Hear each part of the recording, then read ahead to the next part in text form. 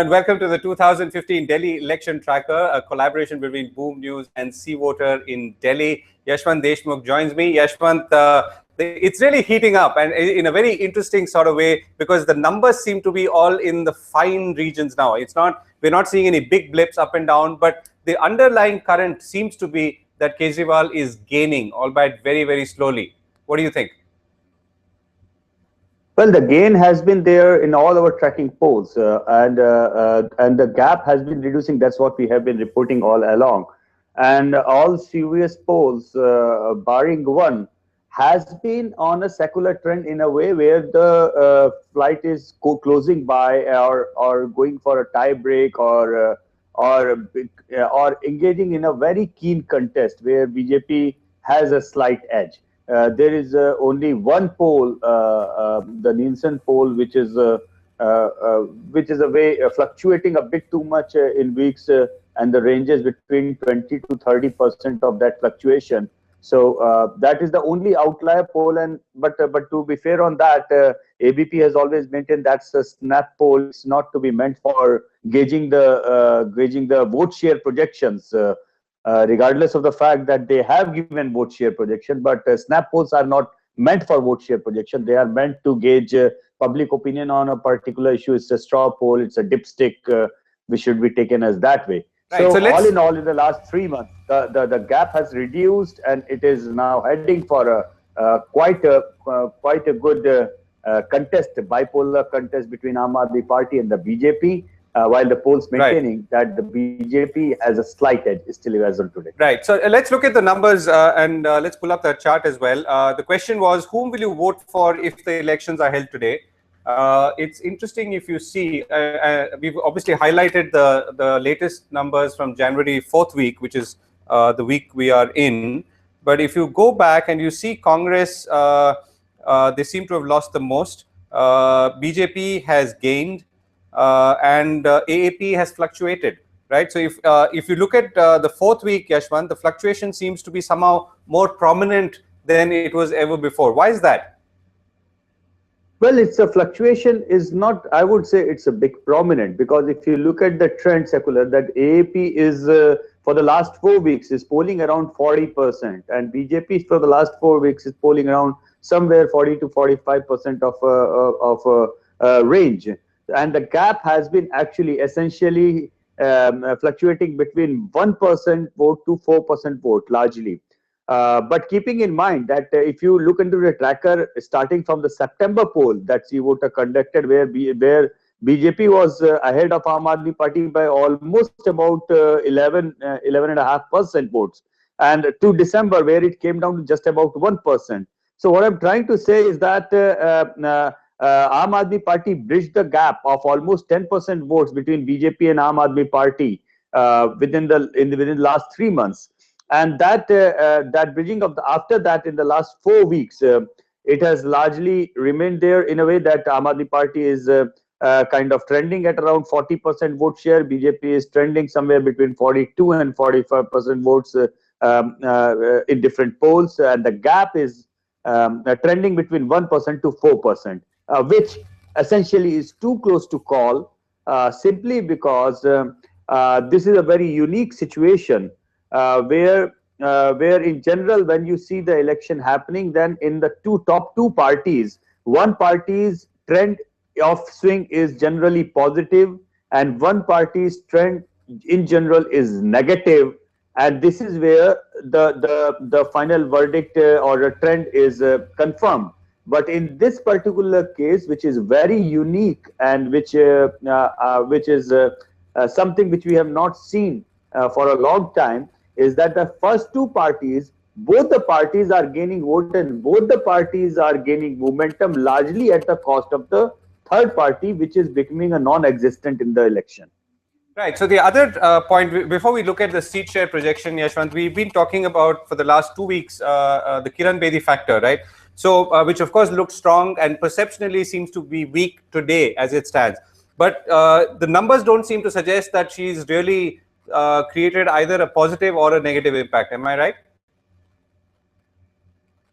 Well, the numbers suggest that she has somehow effectively stopped the downslide of the BJP or the reduction of the gap by Aam Aadmi Party. That's precisely what the numbers. As I said, that for 3 months, the gap from which BJP and Aam Aadmi Party was reduced by 10%, from 11-12% to just 1%. Right. And now, after induction of Kiran Bedi, the gap has been at least maintained over there. So I believe what Kiran Bedi has done is she has worked as a blood clot medicine of the hemorrhage for which BJP was suffering from. Right. So I believe that that hemorrhage has been stopped.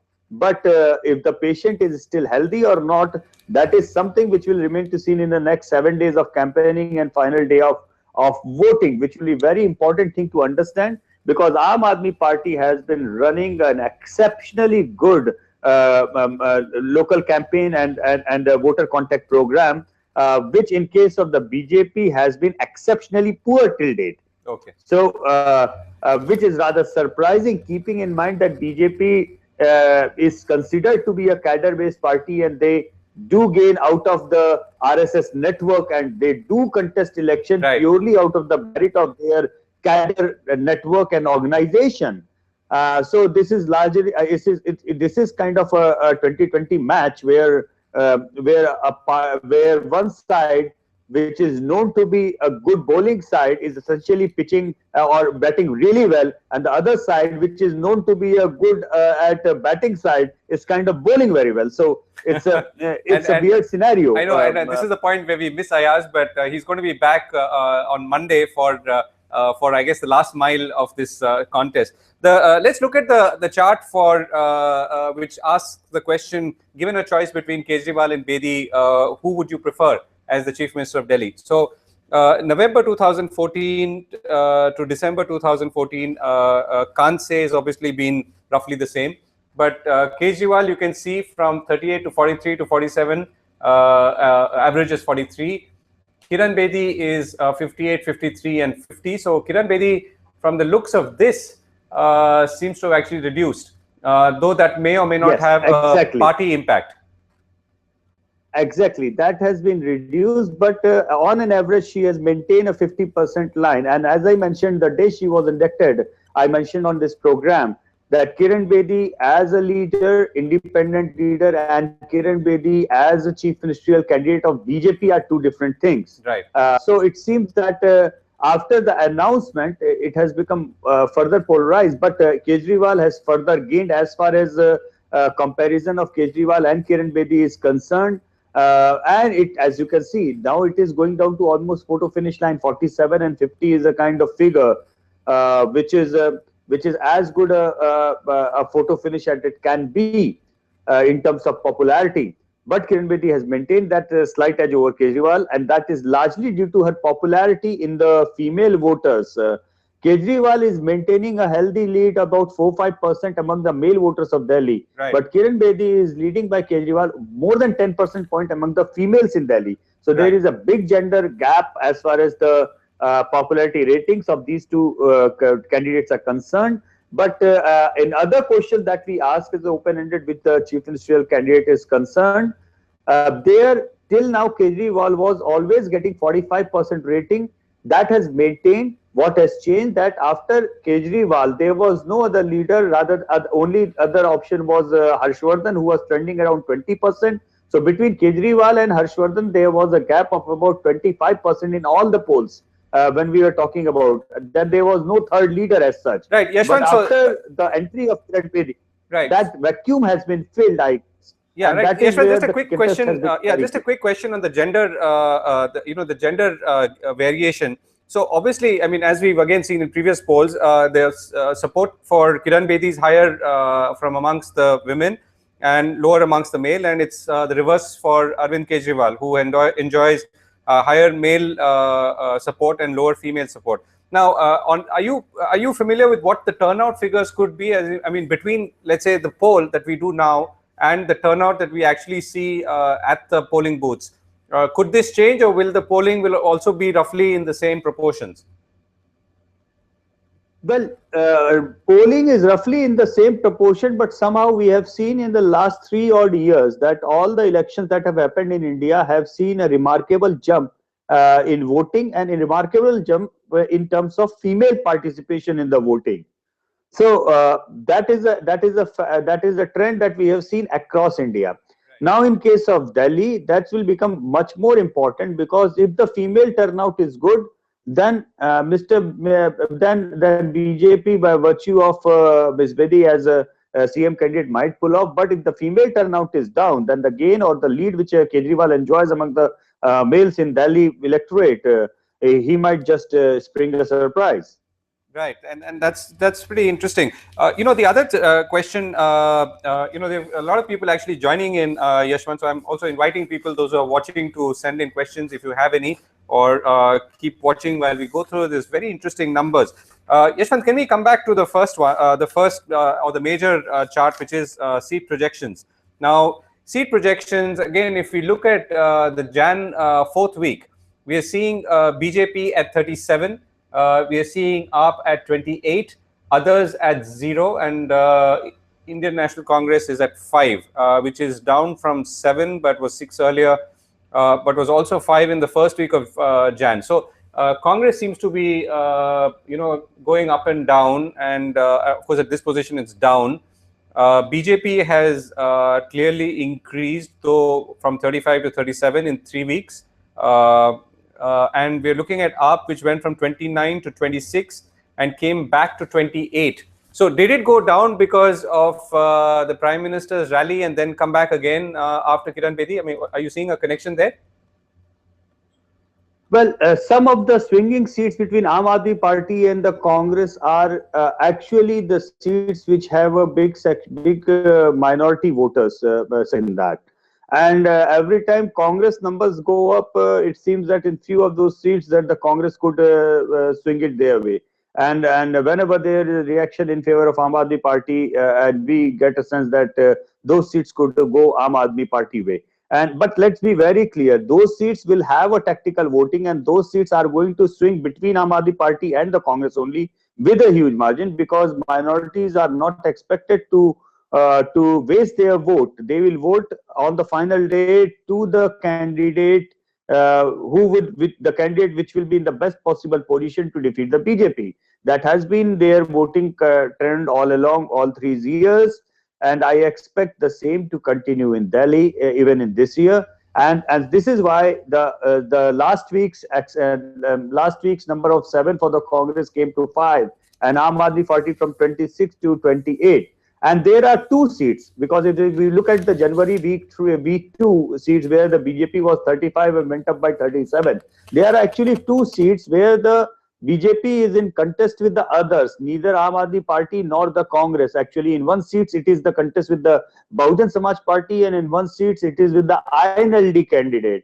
So there remains to be seen, because currently the contest on both those 2 seats are extremely close. And if somehow in the final days, if those 2 candidates make a big impact in their campaign, or if there is some tactical voting from the Aam Aadmi Party and the Congress voter in favor of those 2 candidates, then the BJP is likely to lose those 2 and come back to the number of 35. So that is something which could be not at all comfortable as far as the BJP is concerned. This is why I feel that this entire election is actually going down as a very thrilling T20 match with just 6 balls to go and a certain number to score. And don't be surprised if it goes down to the final ball of the match. Right, right. As we've been discussing so far. Yashwant, just to revisit, we've also been asking, what are the key issues that people are voting on or for? Electricity, water, roads, law and order, education, health, industries, corruption, inflation. So inflation and corruption, particularly when it comes to male, or for that matter even female, though female respondents seem to be not giving corruption as high a weightage as inflation. But overall, inflation and corruption seem to be issues which are obviously foremost on people's mind. Is there a perception that if this is the case, AAP is still sort of holding its ground, because these are really issues which are closer to AAP. Of course, yes. That is why they are holding the ground. But there is another number on the female side table that you can see, 38% that remains to the civil security. Now, that is something where Kiran Bedi is scoring high for the BJP. And that is where, and to underline that this factor is now trending more among the female voters, largely after Kiran Bedi's name has been formally announced. Somehow, but this factor was always there as the number 2 factor after inflation. The issue of corruption was running at number 3 for the females, and the gap between the top 2 issues as far as the females are concerned is quite large. You can see that. So the issue of corruption in Delhi is not on the top 2 recall for the female voters, but for the male voters it is certainly there, 20 and 21%. So among the male, the corruption and the inflation this is where the Aam Aadmi Party or Arvind Kejriwal brand is scoring high, especially in the case of corruption, less inflation, because inflation has again a different kind of recognition, because in terms of male respondents, we figured out that they were rather happy with the petrol prices coming down. But as far as the females are concerned, they were not really that happy, because this petrol prices coming down is not really reflecting big time into their day-to-day expenditure as far as the household stuff is concerned. If that also goes down, and if there is some impact on that female feel that okay, this is something which is at least stopped, the rising prices have at least stopped going further high and now on the downward roll. It all depends on the campaign, the way people look at it and understand it. But yes, Kejriwal is scoring big time on the corruption side, and BJP is scoring big time on the women's security side. Thanks to Kiran Bedi. And that, of course, and sort of that plays to the earlier point that to that extent, bringing in Kiran Bedi did stop the hemorrhage that BJP was potentially seeing. So let's revisit as we round up, Yashwant. Let's go back to the seat projections. We are saying that at this point, which is 4th week of January, 37 seats projected for the BJP, 28, as you can see there, for AAP. Others are 0 now, having declined slowly and steadily, though actually only from 1 to 0. And Congress too has lost ground, though with some fluctuations, and is now down at 5. So Congress is clearly out of the race. Even if they were to contribute some seats to AAP, there's not much they can contribute. So between now and Feb 7th, though we will, of course, meet again on Monday, what can happen potentially, Yashwant? I mean, no, looking at historical data on the last mile, is it likely that things could swing, assuming something suddenly happens, or if things don't swing or nothing? There's no major trigger. Is this what we're likely to see in the final outcome as well? Well, the last mile is extremely interesting for all practical and effective reasons. The BJP campaign is actually started yesterday only. In that way, if you look at it, all the party post-Obama visit, the campaign for them has started. Now it remains to be seen whether the 1 week carpet bombing, as they call it, is good enough for them to restore the confidence in that way. And when I say restore the confidence, a big point to understand is that the turnout factor, as you mentioned, is going to be important. Mrs. Bedi's popularity might be among the female, but if the BJP rank and file doesn't really work in a coherent way to increase the turnout, then the relative turnout of the BJP supporters will go down, and that will give a huge lead to Aam Aadmi Party. That could give a huge lead to Aam Aadmi Party. That is why it is going down the wire. And as already I said, the 37 seats of the BJP, there are 2 seats where the other candidates are very close to the BJP neck and neck right now. So if those 2 seats go, then we are going down the edge, going down the wire, because that is something which would be trending into uncharted territory. But having said that, this last week is going to see 3 or 4 rallies by Narendra Modi. That is the big ace as far as the BJP is concerned.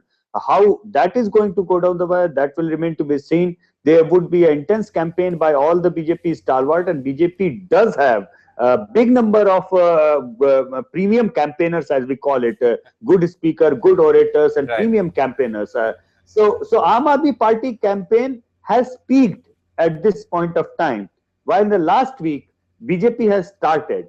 The big question is it too late for the BJP, or is it the right time for the BJP to peak? That remains to be seen, and that is largely, it's nothing now in terms of rating, it is nothing now in terms of popularity. Now everything is only and only related or coming down to the fact which cadre, which organization makes the final effort, final push to pull out their voters, pull out their cadre on the voting line. And this is where the election is going to be won or lost. Right. And as we say, I mean, to use the analogy that we've been using, if it's the last few overs and it's the slog overs, we're obviously in a hit out or get out situation. And both parties in this case are in that position, with BJP obviously bringing in potentially some heavy hitting batsmen at this point of time. Right. So we're that's all we have time for on this edition of 2015 Delhi Election Tracker. But we're going to be back Monday, 4 p.m. Thank you for logging in, as many of you have. Do send in more of your questions and we'll be happy to take them. And of course, take you through some of this fascinating data and its innards, so to speak, and make this whole process exciting for all of us. Thanks for watching.